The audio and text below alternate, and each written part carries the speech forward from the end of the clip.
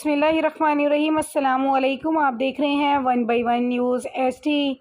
News home TV की vice chairman आमना हमीद रिश्ते ज़वाज में मुंसलिक हो गई, जिस पर चैनल्स के country head CEO 1 by 1 Tariq Mahmood Kamboh, chairman news home TV Haji Amin Khokhar और तमाम मेंबरान ने अपनी नेक तमन्नाओं और दुआओं के साथ रुखसत किया और मुबारकबाद से नवाजा।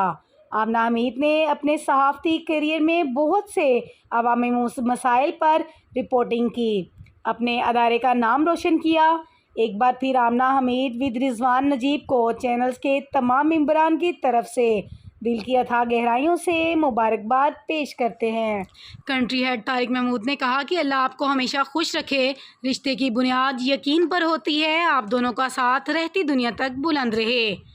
मज़ीद ऐसी खबरों से बाखबर रहने के लिए देखते रहिएगा channel 1 by 1 news HD। YouTube पर हमारे चैनल को लाइक करें, शेयर करें और सब्सक्राइब करें और घंटी का निशान दबाना ना भूलिएगा, ताकि आने वाली हर नई वीडियो आपको मौसूल हो सके।